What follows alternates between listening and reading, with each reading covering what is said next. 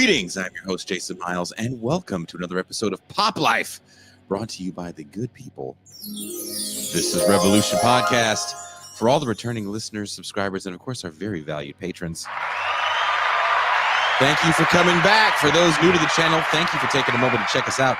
If you dig what we're doing, please hit like and of course subscribe. It is a passive gesture that goes a long way in promoting the channel.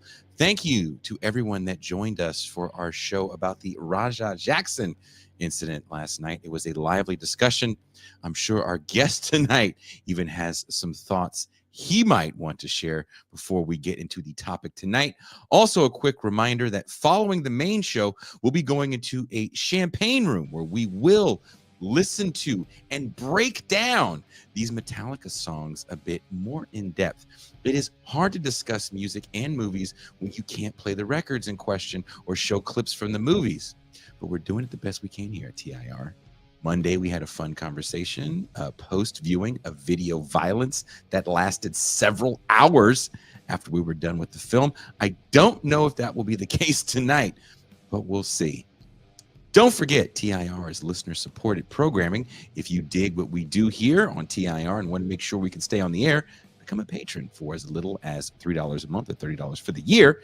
You can make sure TIR can continue to bring you this irreverent, intelligent programming like this, like talking about Load era Metallica. It's more serious than that. Now, I first got a taste of Metallica in middle school, and I was hooked almost immediately. Growing up in Richmond, California, I'd see people around the neighborhood rocking Metallica shirts, and the imagery alone drew me in. When I finally got my hands on the Jump in the Fire single, borrowed from a friend in guitar class, I was all in. From then on, anytime someone would let me borrow a Metallica cassette, I'd dub it and add it to my growing collection. For many fans, Metallica's first 4 albums are genre-defining, each one heavier, more progressive, and more ambitious than the last. While most bands need 4 records just to find their sound, Metallica wasn't most bands. They were pioneers of thrash metal, taking the underground by storm with their signature mid-range crunch, blistering speed, and James Hetfield's almost guttural vocals. By the time And Justice for All dropped, Metallica had gone from underground heroes to arena headliners. The video for One, with its haunting clips from Johnny Got His Gun, became an MTV staple and solidified Metallica as the #1 heavy rock act in the world. Unlike the glam metal bands of the era who sang about drug-fueled excess and wild escapades, Metallica reigned supreme without following the industry's formulas. Their success even pulled other thrash acts like Megadeth into the MTV spotlight beyond just Headbangers Ball. But how do you follow up Justice? Enter Bob Rock. Fresh off Motley Crue's Dr. Feelgood, with him, Metallica streamlined their sound, shorter songs, bass finally up front, and Hetfield learning to actually sing after years of shredding his voice. The result was the Black Album, a monster success that turned Metallica into a stadium band, a status they still hold today. Not everyone was happy, though. Fans loved the sprawling 7-minute thrash anthems. They weren't thrilled with these tighter, radio-ready tracks. Metallica was no longer outsider music. They were mainstream icons pumping out singles, videos, and live sets while becoming a money-making machine. After a year and a half of touring, the question was, could they follow up with something just as heavy? Then came Load, a sharp departure from the speed of thrash of old. Load was radio rock tailored for middle America. Their hair was gone, the eyeliner was on, and the music slowed down. Had they sold out? Fans were divided. Still, Load topped the Billboard 200 for 4 weeks and sold over 5 million copies. Tonight, we're digging into the Load era of Metallica, why so many fans hated it while others still defend it, and how gatekeeping authenticity can sometimes make you miss out on a heavy classic. Now, to have this discussion with me is a man I am proud to call my friend. This man, upon meeting him, is known in heavy music circles as a fervent defender of the Load Records. Please welcome my good friend from the Atlas Moth and his new band Motherless, Stavros Giannopoulos. Hello. Hey. Am I actually known as a defender? I'm proud to be known as a defender. Yeah. That I mean, look, there's so many horrible things you could be known for. It's true. I got called Tony Soprano on acid by Mel from Royal Thunder, and I was like, "Has she ever watched The Sopranos?" Because no kids, dude. You know, the sociopath on acid. Wow, jeez, thanks. You know.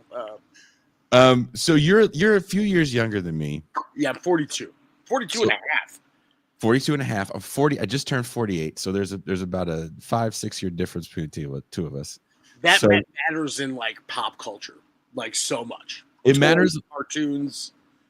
We watch different cartoons. You're a Ninja Turtle guy. I'm a Voltron guy. I'm a little bit ahead of my time because I have older siblings, like much older siblings, like 13 and 11 years old. So I'm a little bit ahead of my time, But when we talk about these records, when Load hit for you, this was probably around the same time that maybe Nirvana was hitting for you and like Korn was hitting for you. So Load came out 96, right? 96. So I had already been into Korn. Okay. I got an early start on this shit. My sister was in high school when I was in kindergarten, and she was she was true, you know. And I also am a big He-Man guy. Yes, I was a big He-Man dude. Transformers as well. But she got me And Justice for All in kindergarten when I was 5, right? So like I was early on Metallica, and I was more of like a Soundgarden dude and Alice in Chains than I was a Nirvana kid. Gotcha. Right. Yeah.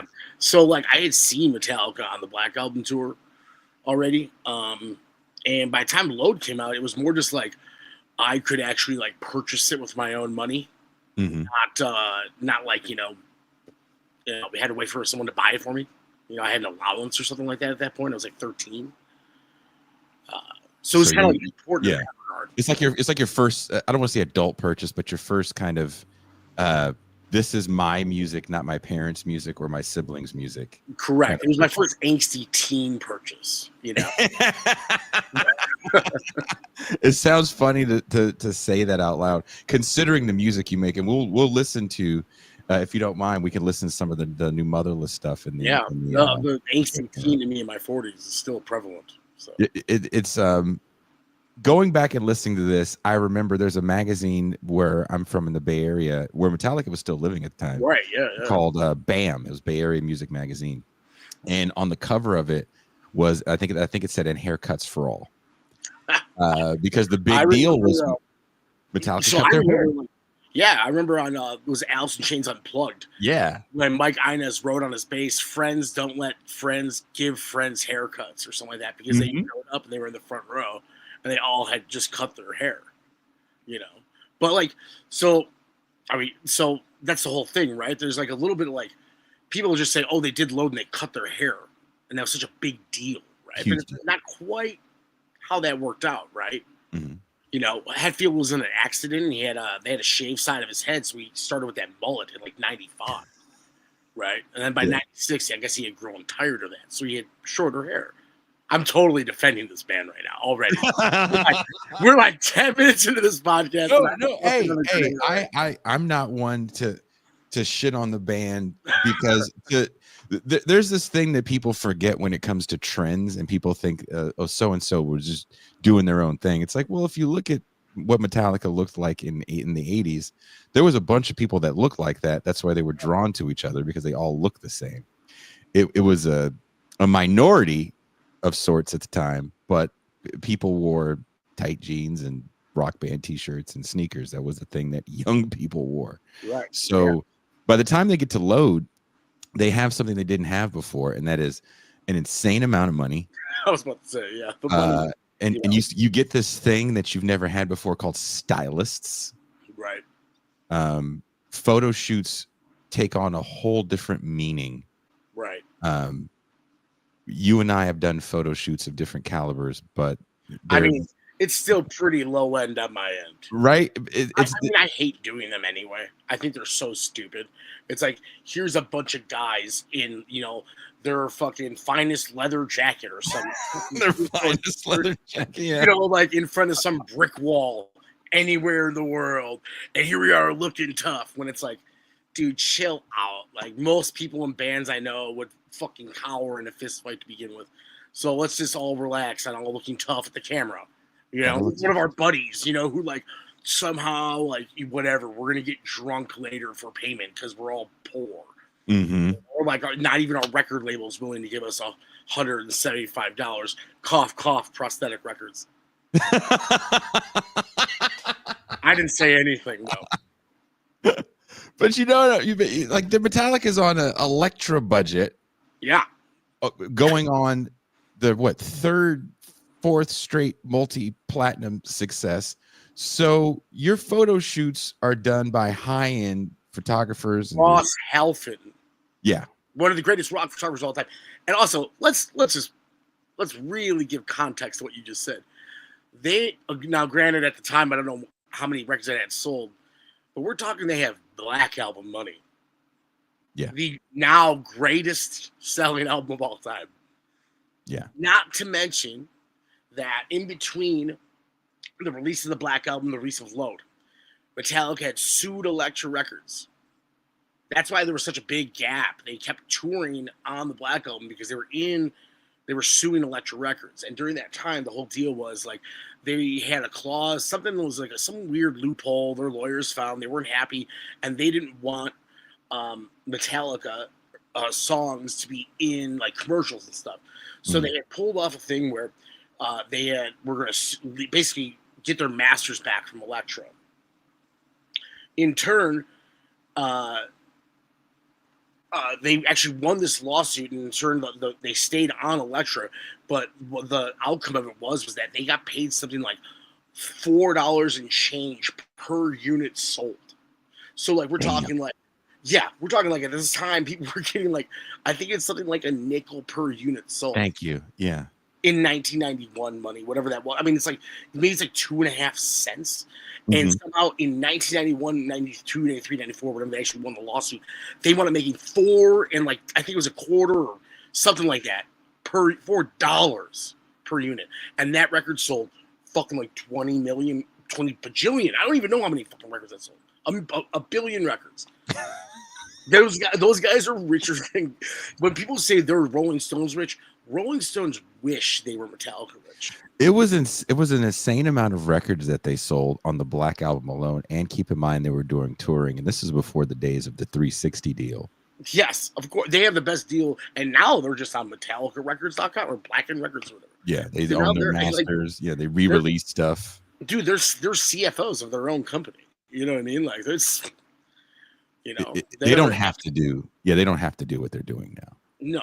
And like, you could probably, if you really think about it, start crunching numbers on how they played Soldiers Field here twice, right? That in the middle of the damn fucking field, so they sold out. It's in the round, it's in the round, which is a whole different. Yeah. You know what I mean? Like, they talk about maximizing your profitability. Like but you need. I think this is. Tell me how you feel about this. And I spent a good amount of time with people that came up with Metallica living in the warehouse in Oakland. And there was a moment where I was kind of fascinated about this era of the band because so many fans, if you're like a heavy music fan, you usually don't really cite these records. You just go off the first maybe 4 or 5. Of course. And I wanted to know how those guys changed. And I just literally talked to people that grew up with them. And one of the things that I gathered in my conversations and then just listening to the music is after the Black Album, it was a massive success. I think it was Chris Contos said this to me, tongue in cheek. He's like, after the Black Album, we ain't playing the fucking kabuki anymore. You're no longer. And I interviewed Dave Ellefson a couple weeks ago for Megadeth. Right. Formerly, what did he say? He would have a very good. We were talking about certain songs, and he said you can't play certain songs because they weren't made for the arena. He goes, I love the song Rattlehead, but it's not made for the arena. We tried it and it doesn't work. Interesting. Yeah, sure, I could see that. And you listen to the Black Album, and you can tell that's a band that's just kind of figuring that out. Because when we think of Metallica, one thing we don't think about is 4 years into their career, they're playing stadiums with Ozzy Osbourne.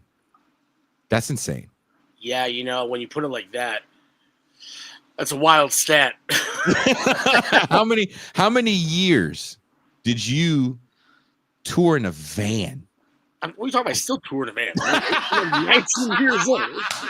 I mean, like, we use a Sprinter now, so that's like nice, It doesn't smell like tacos and farts. I mean, like, our last tour we got a van just because it was like just more financially viable. We tried to maximize our dollars, a la Metallica. Yeah, I mean, I learned from my heroes: maximize your profitability. But how many empty tours did you play until finally, I don't know, some publication, some larger band said, "Oh, we'll take you on the road." To be fair, I mean, if we're talking a relative, it actually was only a couple tours for us. After we put out our first record, we toured for like 9 weeks. It's like forever. Yeah. And we literally broke down, our van blew up outside of Pittsburgh coming into Cleveland. And while we were waiting to get picked up, Jess from Coalesce called me and asked if we wanted to tour with them and Harvey Milk. It was kind of like one of those, like, wow, this is very serendipitous, as I'm broken down on the side of the highway in fucking Ohio after like a 9-week U.S. tour. I actually did have money, at least. We did do well on that tour. It's our first record just came out 9 weeks ago. And yeah, at least we got to do a big tour. But we had toured before that. And yeah, and I get what you're saying. Yeah. How about this? I've been doing this for 18 years and I haven't gotten to tour playing a fucking stadium, period. Yeah. Closest I've gotten was a second stage of a baseball stadium on a festival, which that's pretty cool. Also sucked. So how about that? So I mean, also, like, even in that regard, like, I kind of question this nowadays too, because as much as I've been playing it, my career is gone. And the big things I have gotten to do, the little things I have unfortunately had to endure. Do I really want that kind of shit? Is a real thing. You know what I mean? Like, I think I kind of like being a little bit of like an underground dude. Like having that kind of spotlight on you and having this kind of conversation about a fucking certain section of my life, how two random assholes who like obsess about my career, fucking 30 years, like, I don't know, man. That doesn't sound fun to me. You know what I mean? Like, it doesn't sound fun because we don't know what it's like. But I'll say this, and you know what you can do when you're that large? You just don't turn your computer off. Well, yeah, okay, listen. Perhaps if I could sit around and be like, I don't care what these two jerks are because I can bathe in my billions of dollars. Exactly. And in my fucking financial security amongst, I'm sitting here with my bulldog staring at me. You know what I mean? Like, breathing heavy, like, Papa. You can do that. You can do that with your millions of dollars. Your bulldog just has a bigger, like, dog bed. Yeah, pretty much, right? Like, yeah, that's what happens when you have a gajillion dollars. Like, I guess so. Yeah, he would be balling. Now, your bulldog's balling. But do you think though that by the time Load comes around, the band is like, we can't make Injustice, and also the music scene has changed. So, like, I was trying to think about this in preparation. So, like, in '96, what else did you have, right? From the heavy scene, if you look at the general, I would say, like, you had like Bush was coming out. Yeah. So, like, even like grunge. Okay, so like when I said I was really into grunge, right? I got really into like the, like Tad. Okay. And like The adjacent bands that didn't blow up. So the Melvins. yeah, the Melvins. I saw the Mudhoney. Melvins open up for Kiss in like '96. Jesus. Yeah. Poor Melvins. And Deftones obviously came Oh out. yeah, Deftones. I was Deftones. really into. Korn was out in '94. I actually got or 95, 94, 95. 94. Machine Head I got into. I was really getting into that underground. Pantera was out. I was already into. I'd seen Pantera in '94. I think Far Beyond Driven comes out around. Far Beyond Driven. I saw them on that tour already. So I was getting into Sepultura, like, and I was getting like just like grungier, and I'd already discovered stuff like Crowbar. And Okay. starting to get into like the I Hate Gods and the sludge scene and like the Doom stuff already. Like I was like, as much as like there's all like this like the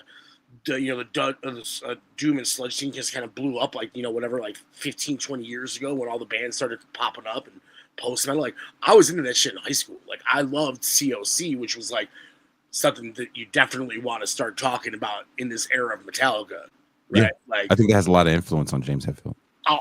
I mean, they toured. I saw them 3 times in Chicago on the Load tour with COC opening. So, I mean, Hetfield's uncredited on Wise Blood. Yeah. Right? I mean, to me, when I don't want to, as far as your questions go, right? Like, is this record like better by somebody else, right? Mm-hmm. I don't know. This is a COC record to me. Right? Interesting. I don't think this is a grunge record. I think this is like a sludge record almost, That's interesting. Yeah, I can see that. And if you watch the Some Kind of Monster movie, it felt like James was really pushing Pepper Keenan, and Pepper Keenan goes, "I don't want to join the band because I don't want people to think I joined the band because of James." Right. So I've obviously I know the COC and the Down guys and all those guys from playing with them, and I've done artwork for COC, and I was backstage at a Down show, and this was obviously post Some Kind of Monster, and Pepper was talking about that audition, and I was like, "Oh, I really want to hear this." And I literally was just like kind of like scooching closer, kind of just listening in, and he was talking about how he was like playing all these songs. He's like, "Dude, I've known these songs my entire life, and I fucking couldn't lock into a groove." And I was like, "What the fuck is going on?" And he's like, "I kept trying to look at Lars' left hand, and he's like, I just couldn't get in the groove." And then I realized everyone was looking at Hetfield's right hand. And like Hetfield's right hand's the hi-hat of that band. And I was like, that's wild. That's wild. I know. It was like a mind blower for me. I was like, man, that's something else. I don't want to shit on Lars's drumming. I don't either. I like Lars's drumming. I think Lars's drumming is good for that band. Me too. And I'll leave it at that. There's really nothing else you need to say about it. He was doing some pretty next level shit on Injustice for All. If you ask me, you got to take yourself back to the time in '88. Mm-hmm. You know what I mean? Like, I also heard rumors that they recorded those drums and cymbals separately, like Grohl style. Oh, yeah, I could see that because I've heard stories about. He was taking drum lessons around then too. I don't know, man. I think those drums are pretty cool. I also really like the kind of like pulled back AC/DC, Deep Purple, Ian Pace kind of like drumming on Load. I think it's pretty cool. Like the swing of it. Yeah, he does have a weird, almost, I don't want to say jazzy feel because it's not. It's just some of the fills he does. The times that I feel like they play in, especially when you go back to listen to like Justice. Yeah. Right. There's that one part at the Blackened where it comes in a little funky and it's like everyone's favorite part at the end of the song. That's a Lars thing, right? Like that band would sound so different if like Nick Menza would have played drums for him. Or I always say Charlie Benante would have been my pick, I think. Ooh. I think Benante would have been the man on that, Or if you can get really wild with it, I would go with like Igor Cavalera. I think Igor Cavalera would have fit in good. Yeah. But again, I think the sound changes so drastically with absolutely. I mean, like, all the woulda, coulda, shouldas. You know what I mean? Like, look, the band I enjoy that has been influential in my life is the band that exists today, and I don't really want to see it change. I don't really think about it, the changes of that band. It's like the whole Dave Mustaine thinking that he stays in Metallica and his life changes. It's like, dude, that's not butterfly effects, man. Like you squash that butterfly. That doesn't mean that just Hitler's dead. You know what I mean? It You means know, and all sorts of other shit's fucked up. You know what I mean? Like it's uh, not quite that simple, dude. You know, like, all I'll say is if you're watching this show, please go watch the interview I did recently with Dave Ellefson. It's called Life in the Thrash Lane. He was supposed to only give me 20 minutes and he stayed on for an hour. And he is a very open book. And I'll just leave it at that. Talking about his time with Megadeth. But back to Metallica. They definitely, you know what? Here, Dave, if you're in the band, I don't know if they do Load. no, I mean They don't do the Black Album. I don't think they're this band. Mm-mm. With how much fucking Megadeth basically imploded over the years. Megadeth needed Metallica, and I don't know if Metallica needed Megadeth, but I will say this about Megadeth. But they're actually my favorite band. I like them way more than Metallica. Wow. That's yeah. Doc Coyle from God Forbid is coming on next week, and we're going to talk about Megadeth because they're calling it quits after 40 years. That's a bold statement. It's fucked up. I'm huge fan. But if you compare like the Black Album and Countdown to Extinction, I think song for song, Countdown to Extinction is probably a better record. Get the fuck out of here. Yeah. Ashes in Your Mouth all day long. Dude, ashes in your mouth. Bullets. Sweating bullets. When Sweating Bullets dropped, dude, that shit was the hardest shit in the world to me. Yeah, but then Sweating Bullets happens, and it all falls apart. Yes, thank you. It's a war crime. War crime. I actually really think that Rust in Peace is fucking like perfect, and I think that like I could take that album with like a second disc of like hits off of everything else that'd be good with Megadeth. I look, man. Again, listen, Megadeth's version of Load, Risk, is the worst shit ever. I would say their version of Load is Cryptic Writings because we're in the same time. No, Cryptic. Oh well, okay. It's 97. Yeah, and Cryptic Writings is a very good record that I think is a little. It is heavier. A very good record, and it was more commercially accepted than Load, I think. If you look at those four bands, and I think this is important to look at those four bands because they're all changing because they're all around the same age. They're all starting to get older. They're in their mid 30s. If you listen to, I think for Anthrax, it would be what The Thread Is Real. I think Volume 8, which is sick. That's a really good record. That's a really good record. Oh, I saw them so many times. So once again, this era is when I'm like going to every concert ever for the first time in my life. And it basically didn't stop until the pandemic, right? Like fucking pretty much from 1996 until February of 2020, I went to every single concert of any heavy variety and then some others sprinkled in for that entire time in my life, unless I was on tour. And then I was at a show every goddamn day. Yeah, so, yeah. Then you're unfortunately at a show every damn day. Somehow or another, hearing fucking flawless too. I don't understand. Let's. I mean, the big four. If you just look at the big four, right? You have Anthrax is Volume 8. Diablos and Slayer. Diablos and Slayer, which some people hate, but I love it. Cryptic Writings and Load and Reload. Those are really good, mature albums. Yeah. Because these guys are going to... Slayer kind of is the AC/DC of that crew. They're kind of going to do the... They're 100% the AC/DC. We're gonna give even though that record is actually the one of their catalog where you're like, that wasn't the AC/DC. That wasn't when they tried to, get out. Really bizarre, actually. Yeah, but yes, for sure. I mean, I prefer Bush era Anthrax. I know I'm a freak. Bush era Anthrax is fucking on, dude. That's my Sound of White Noise. I went to re-listen to the Sound of White Noise. Incredible. Oh my god, I love Joey Belladonna. Those songs are ingrained on my DNA. Yeah, I love Joey too. I love the kind of like New York hardcore aspect of it as well. So it's like I'm into that shit, But we can't. I like that Pantera worship out of the '90s. Anthrax. The Anthrax is a band to me like Van Halen, where I actually enjoy both eras. Yeah, well, both eras are important. Yeah, not so much for me. Some people don't like the mature sound of Van Halen, but I always tell people listen to 1984 in its entirety. and look me in the fucking eye and tell me you wanted to get another record, because that shit was gonna. And then go listen to Dave's solo album, and like that's what you're gonna get. No, dude, like they ceased to exist in my fucking. They needed each other in my eyes. Okay, I'm sorry. I used to have Eddie Van Halen shoes. All right, like I'm serious. Right? Oh, dude, I love Eddie Van Halen. Yeah, but I don't like Van Hagar. Oof. Oh, you ate one too. Mm. Oh, we got to bring you on. Then that's what the next show we'll do. We'll go through the. It'll be like fucking, Clockwork Orange. Clockwork Orange. Yeah. Jeez, I'll be the worst. When it's love. Dude, I just feel like boat shoes and khakis and shit. Like the whitest people on the planet. Damn. Not my Sammy's from the Bay, dude. You're hating on the Bay. Just because they're from the Bay don't mean they're cool. Yeah, that's the rule.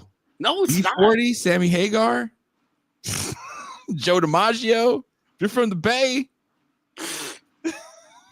Just because they're from Chicago doesn't mean they're cool. Yeah, if you're from Chicago, you know. Fucking assholes, dude. I mean, if you're from Chicago and you're on this show, then we enjoy your pizza. There, no take that, New Yorkers. I said it. Yeah. I do want to ask this question before we go off the rails. The sellout debate. Mm. I saw an interview with Lars Ulrich where Howard Stern asked him, he said, when did the first time you guys got called a sellout? Was it the Black Album? And Lars said, no, it was Ride the Lightning. Yeah. He said when they had a acoustic intro, their friends were calling them sellouts. And I was like, oh, word? And I think of Load, and again, you see the makeup now, the stylists, they got their own plane. Did they have their own plane on the Black Album too? They had this when they forgot to play in the Black Album.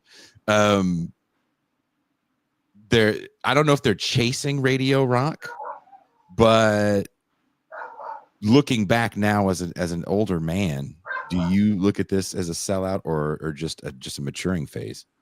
I think this sounds more like all of it around sounds more like probably a bunch of dudes fucking drunk, on drugs, rich, beyond their wildest beliefs, experimenting, being 30. Did I say being filthy rich? Mm-hmm. Being basically like not giving a fuck and being so detached from their normal lives, that this is just what they're doing. Whoa. Yeah. Some inflammatory remarks. Whoa. Oh, fuck. There's going to be some crazy comments. That's wild shit, man. God damn. This is a hill. What do you young people say? This hill you're willing to die on is that I don't look at them as a sellout during this era. Wouldn't obviously the sellout have been doing, and now granted, I'm waiting to get roasted on this, but wouldn't the obvious sellout move be to like just do another Black Album? I think so. Right? I mean, it sold 10 million. Listen, okay. Full transparency. I have a record after all this time that sells 1 billion records. I'm probably going to look at it and be like, what did we do there? Yeah. Right? You know what I mean? Now, I've never sold a million records. Yeah. So if I did, I'd probably look at the formula and be like, well, I guess that's probably what we should do. Mm-hmm. Right? Now, I mean, like, if I just kept selling millions and millions of records no matter what, doing whatever I wanted, then maybe I would feel different like Metallica, and I would sit there and be like, well, I'm going to have to follow my creative outlets and just keep, or whatever, just doing what they want, like I would do as well. They just happen to do it better than I do, I guess. I don't know. It's not easy to write a hit. A lot of things have to happen. But, I mean, I think that, like, you would sit there, if you were going to sell out, you'd be like, well, clearly now we're going to go against every creative bone in our body and continue to write this music that made us sell 10 million records. And I want to remind I mean, that's what sounds like. That would be a sellout to me, right? I think they sold 30 million. I looked it up just now. 30 million on the Black Album. 30 million worldwide on the Black Album. That's a lot, right? Times what? $4 or something. What? What? right? That's just Fuck you guys. Someone once asked me, insane. like, oh man, if you had to do like a t-shirt design for Metallica, you would fucking do it for free. Wouldn't you? I'd be like, hell no. Oh. What? Oh, you want to hear a funny story about Metallica that I was told by an insider? I like So I like a traveling guy going around the country collecting Metallica stories. here's a funny Metallica story.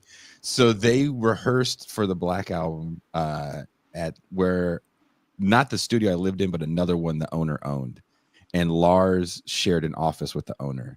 And he said one interesting thing about Lars is anytime someone would quote the band a price for something, Lars would go look to make sure they weren't being charged the Metallica price. Because Which would be above. Yep. Awesome. Yep. Lars awesome. I'm glad other people do that. He would sit all day long. He would make sure they weren't getting fucked over for a penny. If you charged them 1 penny over, I would fucking email my entire inbox and be like, tell Metallica, I charge you $1.2 million for every t-shirt design, and I'm a multi-billionaire. I'm trying to get that bag, son. Like, dude, he was against, like, they were vehemently against people trying to get over on them. Oh, well, duh. That's why they're fucking richer than God. That's why they're still where they are, apparently. Yeah. Yo, listen, like, that's a band that you never hear about politics from. They're like literally the Michael Jordan of fucking heavy metal. You know, like, recently Kurt said some shoes too, right? Like they're like that shit. Kurt said some shit recently, which kind of surprised me. I've seen Lars say some things. Robert Trujillo, I feel like they don't allow him to speak. Yeah, well, Robert Trujillo has to wear whatever is like the fucking slow moving merch item. That's what the bass player. That's what bass players always have.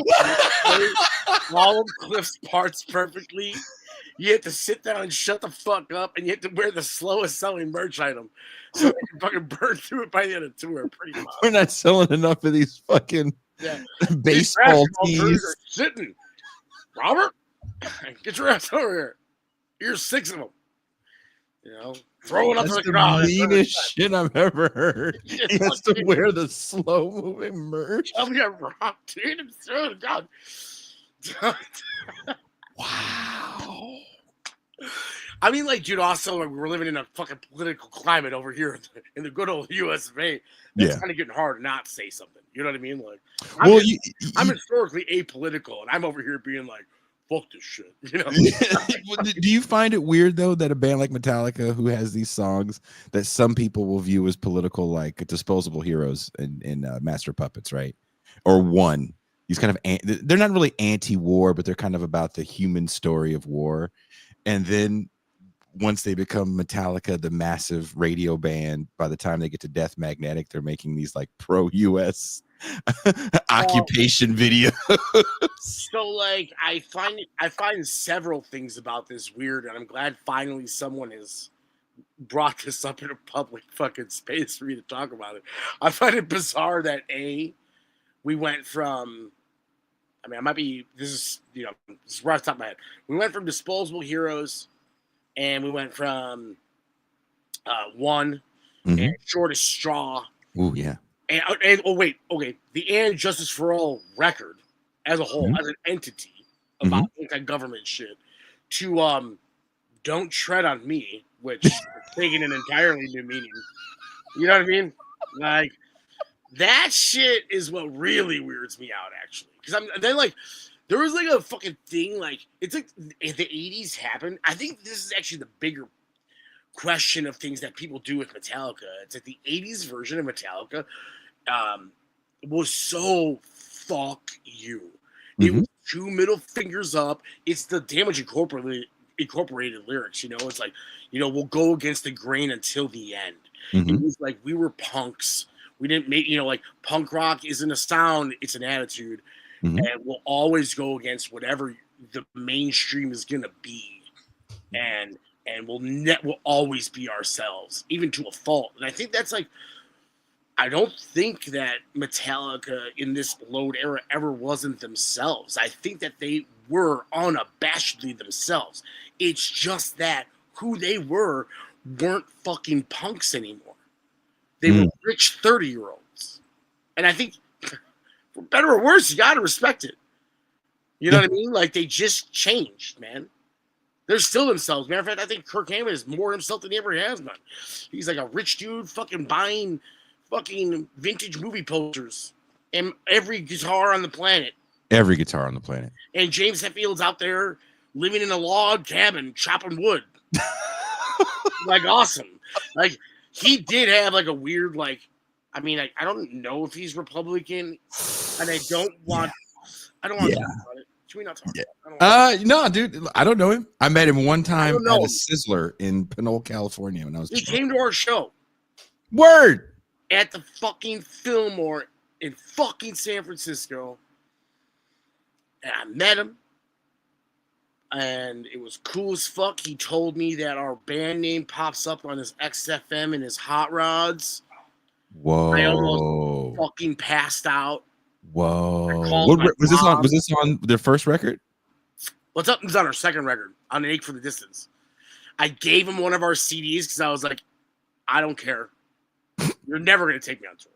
Like, but you're at my motherfucking show. Yeah. My band, and that's tight. I gave him An Ache for the Distance, and he's like, "Thank you, man. I can't wait to listen to this." And he put it in his pocket, and I was like, "My job's done here." And then we talked about art, which was really weird. And he talked about John Baisley from Baroness, who I love that guy. He's cool. And he's like, "Man, I've never seen anything like it," you know? And I was like, I mean, James, it's very much like Pusshead with like juicy babes and wheat and fish. And he was like, "Whoa, you're right." I'm like, "Motherfucker, like, I wouldn't know who Pusshead was if it wasn't for you." You know, like, how the fuck did you not see that his artwork is just Pusshead?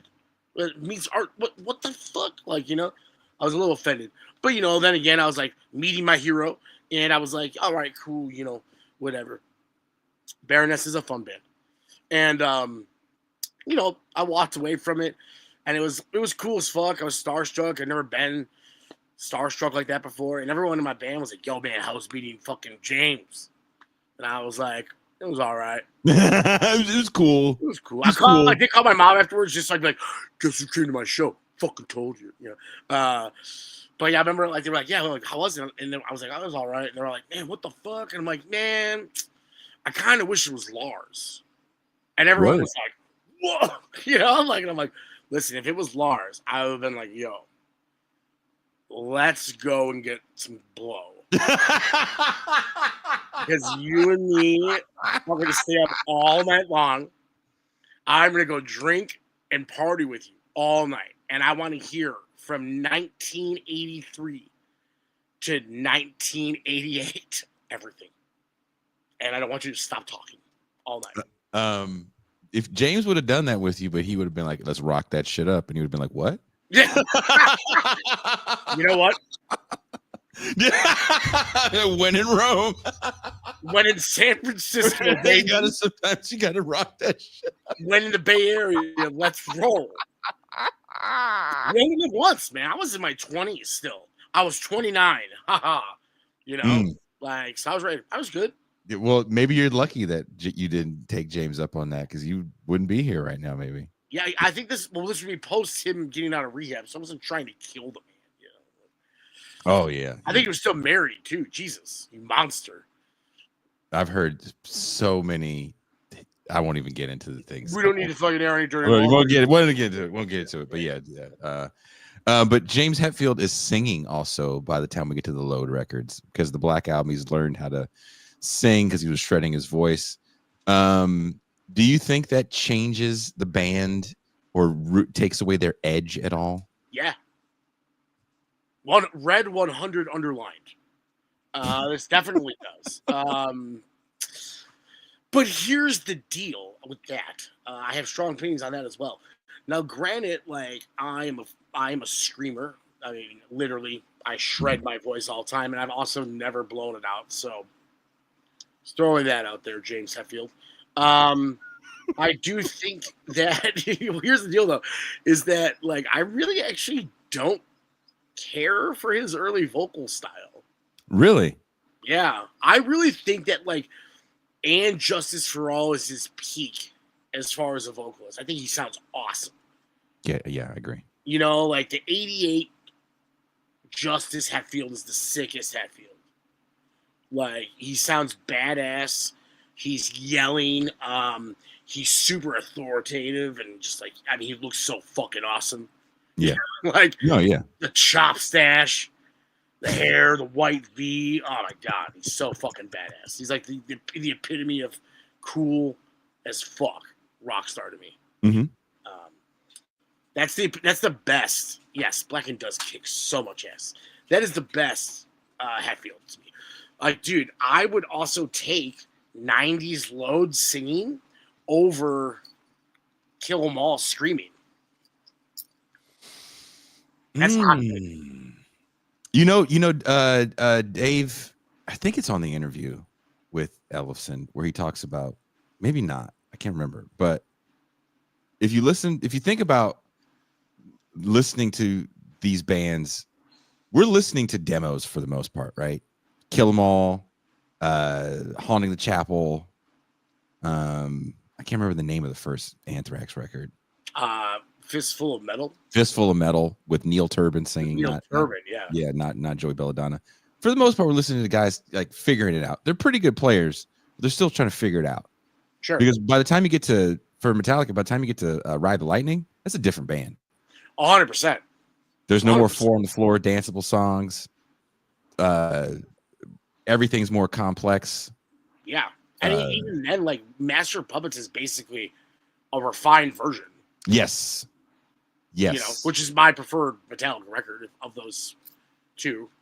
You know, I do believe that, and I said that on another stream we had. Yeah, Show No Mercy is the first Slayer album. Okay, but isn't Haunting the Chapel's EP, isn't it? Yeah, doesn't it contain songs from Show No Mercy? Yeah, doesn't Show No Mercy as EP? We can look it up. We can look it up. I don't know if top. We're on the internet. Yeah, right. We're being old guys at the barbershop right now, or we're being old guys backstage. I wish I was an old guy at the barbershop right now. You know, that's what this show is. This one is like old guys, riffing about shit like that. Which is a bigger betrayal to old school fans of Metallica, the Black Album or Load? So I was just thinking about this while we were going over this, because there was one thing that came to mind that I never thought of before, and it's got to be Load, right? Really? Yeah, because once again, I go back to the line from Damage Incorporated. Mm-hmm. You know, go against the grain until the end, and about how they left LA to have Cliff. Thank you. To go to San Francisco to have Cliff Burton join the band. So they hated LA because of the glam scene. Right. And they were completely anti the glam scene, you know, like they didn't dress up in all this, you know, all the makeup and all the hairspray and all that shit. Well, it was the 80s. They had hairspray. Mm-hmm. But anyway, they weren't like all this glammed out LA rock. They were San Francisco, and they were like the Bay Area harder look. Right. And if you really think about it, when Load happened, they did cut their hair and they were all coiffed up, makeup, eyeliner to the brim, you know, like. Some of those things, Kirk looks like he's been up for 3 days with his eyeliner all smeared. It's insane. Yeah. That was a heroin chic phase, though. Yeah. There was that one dope picture of Hetfield, though, with the eyeliner, with the leather jacket, with his eyes rolling back in his head. That was tight. I thought, dude, going back and looking at that photo shoot, I'm like, this is kind of a badass photo shoot for this band that's been kind of static, cool guys standing in the snow. Brick wall. Yeah. So stupid. Now they're just like super stylized, cool videos. That's another thing. Remember, Metallica didn't have videos. I was literally about to say, Until It Sleeps slaps. That video is amazing. It's like Dante's Inferno or whatever. Mm-hmm. It's amazing. It's so spooky and like super fucking rad compared to like, or even Hero of the Day is a great video. King Nothing's even cool. King Nothing's kind of a badass song. Going back and listening to those songs and watching some of those videos, you're like, oh, these songs are really they're heavy as shit. They tuned down a half step for this record. Is it a half step or a full step? It's a half step. They just a half step. Yeah, but and then it sounds heavy. Is there a song on there? No, I'm wondering. My memory is ain't as good as it used to be. I think there might be. I think isn't Devil's Dance possibly a full step? I think so. I think there's a few songs. Is there also a song that's possibly drop D? The Black Album. What's the song? Sad but True. Yeah, that's drop D, I believe. That's drop. Is that? Yeah, that's drop D. No, that's just D. The whole song's in D. Yeah, that's just standard to the D. Step down. Yeah. Do you think if Load had been released by Alice in Chains or Soundgarden, people would look at it like a masterpiece instead of? I think people now look at it a little differently, but I think if one of those bands released it, maybe they'd say this is one of their better records. Or do you disagree? I question that, right? Because I don't think about it as a grunge record. I think it's a COC record, which to me at the time, and this is unfortunate. I don't know. Maybe I'm wrong about this. I saw Corrosion of Conformity a lot at the time. Mm-hmm. Like I said, I saw them open up 3 times for Metallica alone on the Load tour, which is once again evidence towards this being a COC ripoff, not a grunge ripoff, and more of a sludge record. I think that I don't think COC was all that popular, man. I remember seeing them at Metro here, which is like 1,000 cap. Mm-hmm. And dude, they toured, and then I saw them after touring Metallica a few times at House of Blues, which is only like 1,400, maybe 1,300. And I don't know, you open up for Metallica, 20,000. Not everybody. It didn't hit everybody the same way. I don't think opening up for Metallica was like opening it up for Ozzy, because I think as big as Metallica is, they also take bands out that aren't necessarily going to be following in their footsteps. Well, so the first half of the Load tour, and it started in. I can drop some mad knowledge about this era of Metallica. Let's go for it. Let's go. It started at the end of '96, right? Mm-hmm. December of '96, and that was opened by Korn. So Korn did go on. Obviously, you had to play stadiums. COC started in, I think, late January, which included like the 3 stops at the Rosemont Horizon, now the Allstate Arena here in Chicago, which coincidentally was February 7th, 8th, and 9th of 1997, which leads up. The only reason I know this is my birthday is February 10th, which is coincidentally Cliff Burton's birthday. Oh, shit. How about that? Right? So I went to all 3 of those shows. So it was like burned in my memory. It was like the best birthday weekend of all time. But I was going somewhere with this, right? Oh, yeah. So COC was never that big, right? So even after touring with Metallica, and they had like a lot of they were getting pushed really hard. You know, they had a couple videos off of Deliverance. Mm-hmm. Like I said, they toured Metallica on Wise Blood. And then, Korn, Alice in Chains, all these people were playing like Aragon or Riviera here, which were 4,500 cap theater. Big rooms. Yeah. Yeah. So, I don't know if, Load by not an established band comes up if it would be called a classic. Also, at the time, too, man, I feel like, is there, a revisionist history on what's Down on the Upside? Do people like that record now? Because I remember in '97 when that record dropped by Soundgarden, people fucking hated it. Even though it had a bunch of radio hits on it, people dogged that record. I think with grunge, one of the things that, and I use air quotes with that because I think that's more of a fashion than it is a sound of music. Because all those bands to me sound pretty different. It's like new metal, honestly. Yeah, I a lot of that stuff becomes visual aesthetics more than it is like sonics. Absolutely. But and I think that starts with hair metal, but that's a whole nother conversation. Yeah.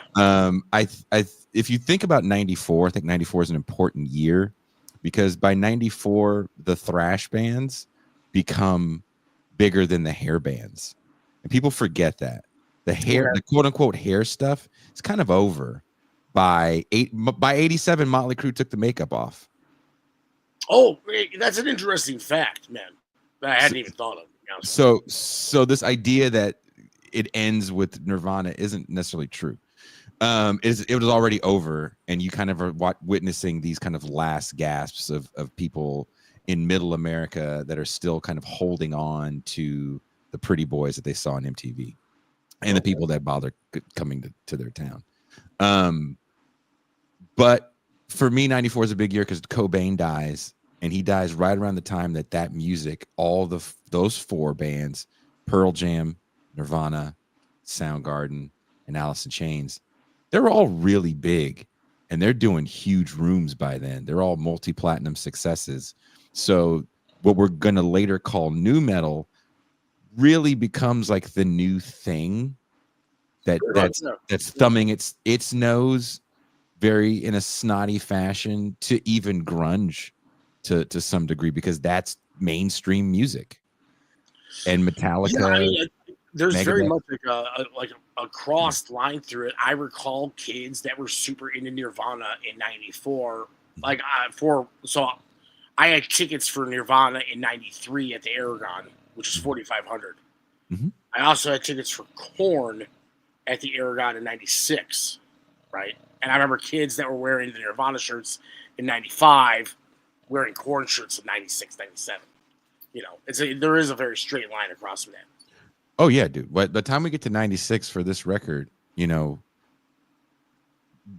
people like to look at the grunge era like it lasted a long time. It really didn't. It was a blip. Same thing with hair metal. It really doesn't last that long. Yeah. If you really want to look at it from, let's say, 83, it's done by 87. 83 to 87. Okay. Well, wait, isn't Motley Crue's first one 81? Their first record is 81, but you know, listen to that record. That's like a heavy punk record. Listen, I'm not going to argue that. Because I fucking love that record. Okay? Too Fast for Love is a fun rock album. It is a punk record, if you ask me. And like, you're coming from a guy who's like trying to do heavy punk right now. Okay? Like, you listen, it's still very hair metal. Like, dude, I wrote a whole chapter in a book that's coming out later this year about hair metal and capitalist reproduction. So okay, I dug quite deep into the well and the history of just what was going on at the time. And if you think about '96, heavy music is really in an interesting place. And in '96, you said? Yeah, because you have these. I live that shit. Right, if you're a young person, I'm just getting out of high school in '96. I'm just entering high school. You're just entering, right? I'm getting out, you're getting in. And if you think about the music landscape, you got this new upstart nu metal stuff, and those guys are playing small rooms, they're getting big record deals though. They were getting huge record deals. And they had a whole different aesthetic than the grunge guys. Yes and no, kinda. Like, did they? Let me try to think back about that for a second. I mean, I know that like you had the puppy's name is Bumper. She's like 11 weeks old. There's like Korn was wearing Adidas, but like who else was around at that time really? Korn, Limp Bizkit, like Deftones. Deftones. I guess they were wearing kind of more like skater shit. Yeah, they were rapping. There's DJs in groups. It's a little more fuck you, dad. And and grunge is still quote unquote important. And that's another thing we have to remember. That music for a lot of writers at the time was to deliver them from talking about stuff they hated, a la thrash and hair metal and hip hop. Oh, that's interesting. I guess I didn't realize that. Right. So now you don't have to talk about how important Snoop Dogg is. You can talk about how brooding and important Kurt Cobain is. Oh. And they look like the people that you idolize. They're playing Gibsons. They have ripped jeans. It's like, oh, look, it's my Neil Young. I'm going to go to my Woodstock. Interesting. This is my important music. So there's an ecosystem around what we're going to call grunge of tastemakers that really want that music to succeed. And all the stuff that's on the outside, it's like they reluctantly have to talk about it. I mean, I do recall this time, like I said, like I was into the grunge stuff because I was indeed an impressionable preteen, early young teen. So of course, as much as I like, I was a Columbia House guy, or whoever else I could, scam into getting me those 12 CDs for a penny. Like I would have like Sepultura and all that stuff and Pantera, and I was into the really heavy stuff that was coming out, and like also into like the underground grunge shit. But of course, dude, did I like Seven Mary 3? Duh. It was spoon fed to me, man. Like fucking like, dude, like people have like this like weird like revisionist history, like they were always super cool. And like I'll be honest with you, like as far as being cool for a long time, I'm pretty fucking close to it. All right, like I saw Metallica for my first time in 1988 when I was 5 years old on the And Justice for All tour. That's Fuck badass. everybody. Okay, my sister took me. Suck it, Earth. Number two, like I did get to see Alice in Chains in 91, 92. Ooh. I saw Pantera in 94. I got lucky. I'm a really lucky cat. I don't think that I'm better than anybody, just for the record. That was a joke. But, I was into Doom and Sludge and all this shit that's really happening now when it was fucking no one gave a fuck about it. And it's because I love music. And what did I do when I turned 16? The record store, the used record store in my town, that I literally fucking went to and spent every penny at, they were waiting for me to turn 16 so they could hire me. And I worked at all through high school. And I got, every record I possibly could, and I was in on top of all this shit. But at the same time, I was still that kid that, would go to the Walgreens and buy a pack of blank cassettes and sit there at the radio and hit record on my song, or, the metal hour at 11 o'clock on Sunday nights coming up. I remember recording, and the metal was not that metal, right? You know what I mean? Like, you kind of had to do that kind of stuff, Shout out to Jeremy. He says that some of us saw Jackal and Collective Soul open for Aerosmith in 93 and 94. That's shout out. That's keeping it real on that one. You're so lucky that this isn't that accessible, but there is an unworn 1995 Jackal World Tour shirt that I uncovered the other day. How about that, Jeremy? Before unabashedly love Jackal. All right, and in your face, Jason, that's kind of hair metal. 1995. Look, I don't. Jackal's some racist sounding shit, though. Yeah, honestly, I feel like if I met the guys from Jackal, they'd be like, "Who let the help in the front door?" Yeah, I kind of think so too, man. I wouldn't trust them at all, dude. I think some of them are now actually born again Christians, which probably maybe makes it worse. I don't even know. You never know. Who knows? Yeah.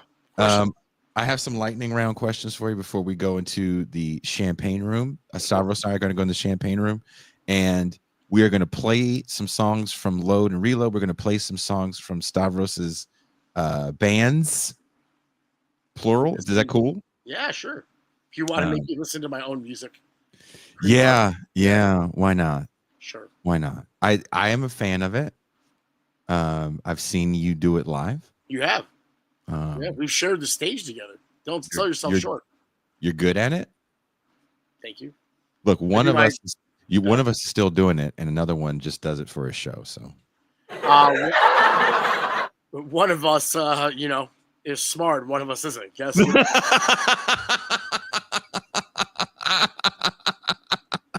It's not me. Well, here I have some lightning round questions for you, and for those listening to the show, and we're going to be listening to the audio podcast later. I would love to hear your guys' answers to these two. Okay, Until It Sleeps or One. That's fucked up. Until It Sleeps. Oh, I'm gonna do it. I'm gonna just get controversial. It's a damn good song. Yeah, I like it. I'd actually rather listen to that one way too many times because, I'm a guitar player, right? Yeah.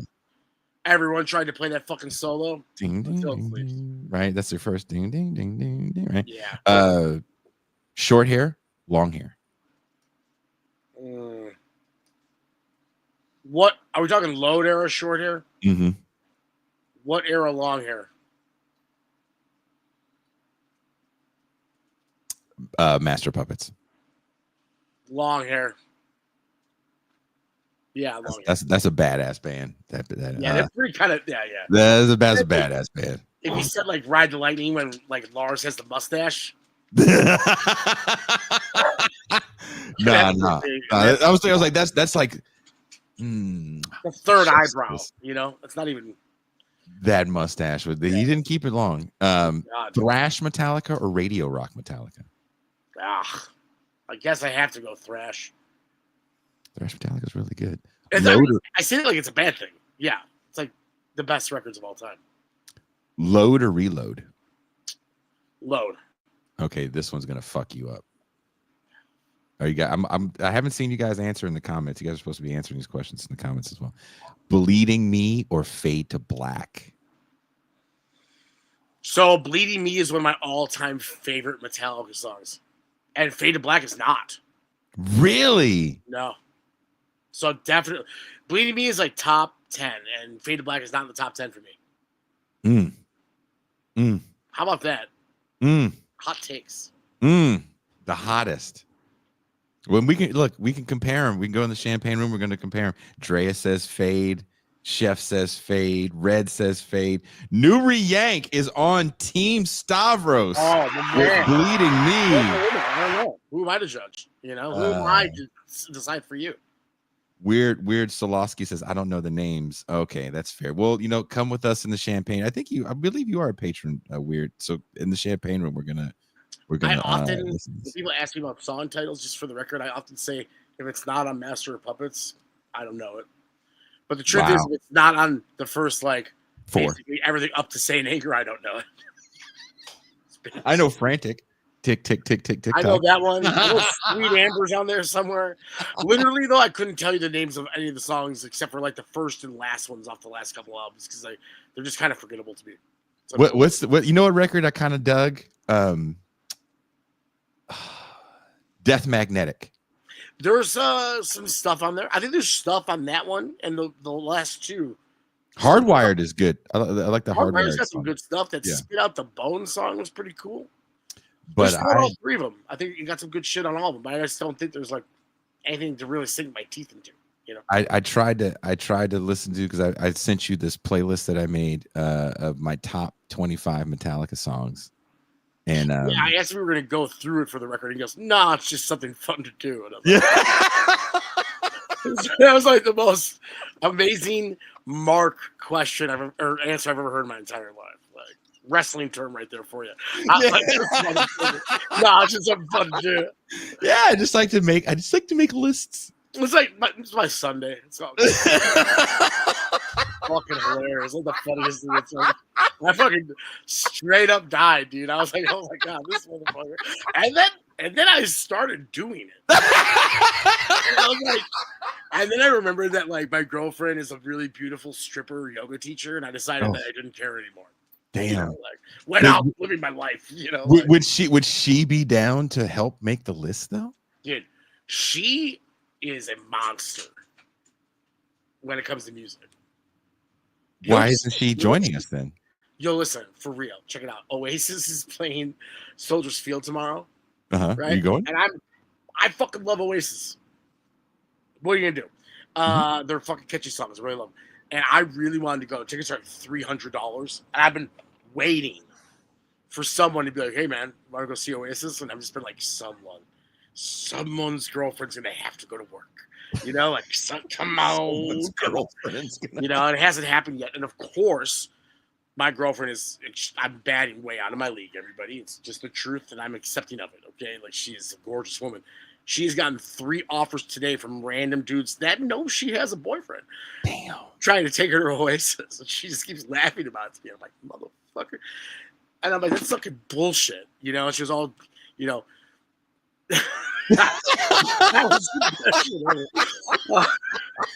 it's so true.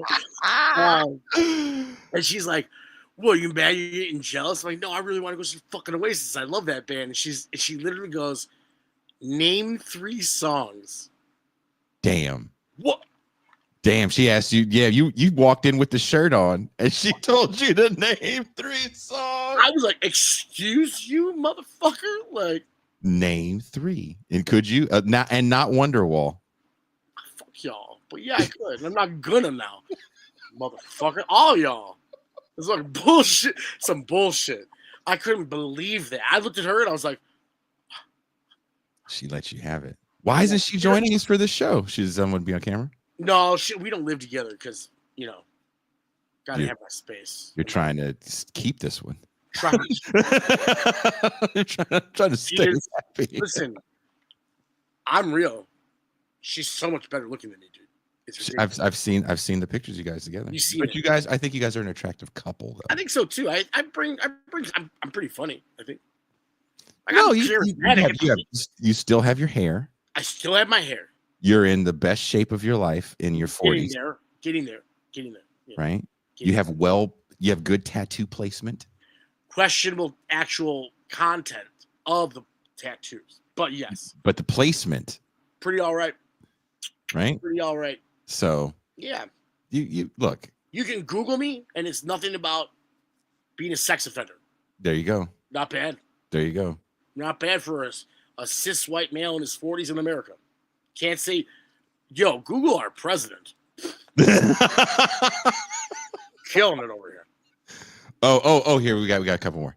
Bob Rock production or Fleming Rasmussen production? You're an asshole if you don't say Bob Rock. You're a fucking asshole. Dude, who would you pick? You would pick Bob Rock. I feel like Fleming said, Mr. Hammett, you will not play the rhythm.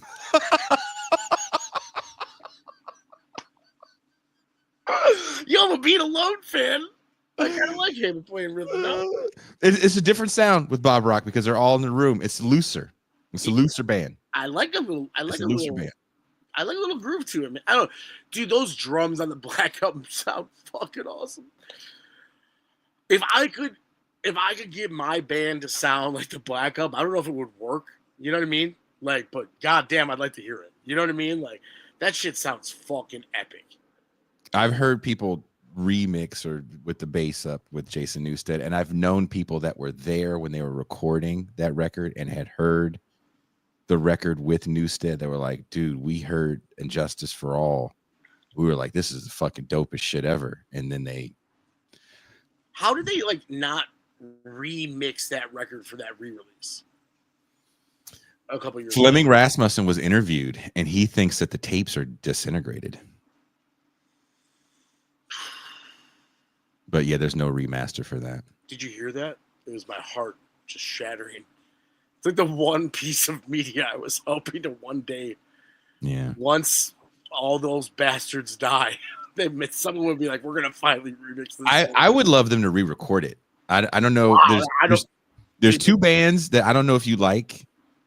I'm fans of them, and I'm say what you want. You people say what you want about what I like. You people, Greeks.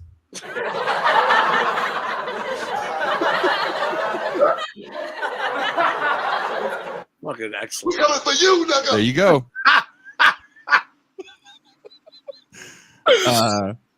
Incubus recently redid Morning View, and Thrice redid Artist in the Ambulance. Okay, so I actually love Thrice for exactly 2 records. Artist in the Ambulance or the Vihisu, and those are the 2. Yeah, those are really good records. Okay, so I feel I have actually described my thing with Thrice as a heroin addict. Like, I've been chasing that high from Viesu for fucking I don't know, like 22 years, you know. Oh, just one more time. Like, I just want that record, man. First of all, like, I had like I did the some amazing drugs. I had some amazing young times. I had some great, relations. Mm-hmm. Some incredible fucking memories to VHU. That fucking record, man, is and I love the way it sounds. It just, it hits me in my heart. You know what I mean? Like, it was I don't get nostalgic, dude. Like, I do cool shit all the time. And I try not to live in the past, but like, damn, does that fucking record hit me right here. It's like White Pony. or like the Louse in the Comatorium. Like those are like my 2 favorite records ever. Yeah. It's not one of my favorite records ever, but it is kind of one of my favorite records ever. VCU came out at a time. I feel like a lot of those bands were hitting a certain peak. Yeah. And I think music was they're my age, and so they hit this kind of musical peak with their heaviness, and they were like, we did it, and now we can do some other shit, and they never really went back to it. But they have some new stuff out now. I don't know if you've heard it, which is very VCU like. Really? Because they redid Artists in the Ambulance. They literally went in a room and replayed all that shit as grown men, and it sounds so much better. And then they made this new stuff. The last time I listened to that record, though, I remember being like, "This is still a little pop punky." Well, it's the voice. It was his dude's voice. Does it not sound like that anymore? Does it sound he's my age. He's 48. Okay. Nah, man, those guys are grown. I'd love to get a shot, dude. I do that VSU record, man. I got rid of a lot of my vinyl in the last year when I moved, just because I'm getting this old. Yeah. And I'm just like, fucking, if it's not like a killer, like I don't want to keep lugging this shit upstairs and stuff. If I'm not on it, you know what I mean? Like, and if it's not like, my original pressings of Kill 'Em All and Ride the Lightning, I don't really want to carry them around. And I sat there and I pulled out the issue. And I'm like, oh no, that's staying. Like that album. There's a song they have was a "Weavings of ways to break these." The black nights without moon. Yeah. What song is that? Earth Will Shake? Miles. Miles. Something for Miles. Yeah. I know that song title. That just freaked me out. Look, we're gonna listen to a bunch of shit in the Champagne Room. Come hang out with Stavros and I. If you're a paid YouTube subscriber, the link's already up. If you're a patron, the link's already up. If you want to become a patron, there's a free trial offer. If you're still like, I don't know, just do the trial offer so you can come hang out with us in the Champagne Room. We're gonna play a bunch of songs. I'm gonna be the DJ for Stavros. This is gonna be a lot of fun. Because he's a DJ too. That's how you know you're famous. When someone pays you for you to shuffle your iTunes. That's all I ever did. I got paid to play iTunes. DJ Spacebar. I saw that. I was like, oh, that motherfucker shuffling his iTunes. Good for him.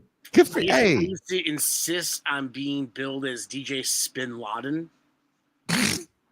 And it was way closer to 9/11, so it was way more offensive. I had to take my glasses off for that and just fucking. I had a much larger beard too. Jesus Christ! It was awful. It was such poor taste. It was great. But that's where we're going. Stavros has the link, so we're going in the Champagne Room. I'm excited because I can finally play. These conversations are different when you can just cue up the music. So that's what we're going to do in the Champagne Room. They're least likely to pull the stream there. I'm gonna swear more too. Kush was like, oh my god. DJ Spin Laden in the house. So thank you guys for joining us. Wherever you're watching or listening to the show, there's also a link to Stavros's music in here as well. So if you're like, who is this guy he's talking to? Well, if you're unaware, definitely click that link and you will be aware. We're going to play a little bit of that in the Champagne Room as well. And on that note, I think this show was excellent. It was the bomb. They just added sound effects on the app that we use for this show. Is that a Spin Laden thing right there? That was Spin Laden, right?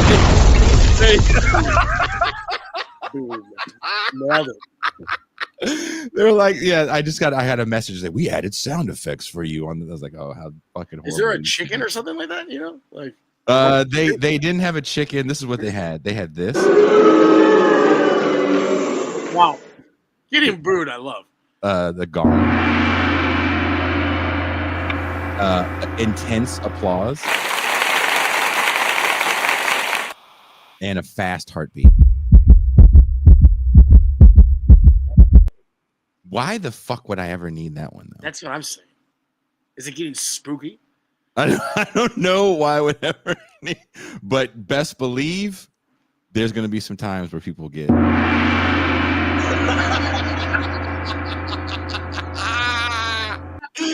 Yeah, it's like someone's going on a little bit too long. Better gong. Wait, what was that? No, maybe I'm rambling. Yeah, you are. Yeah, Better gong, show your ass.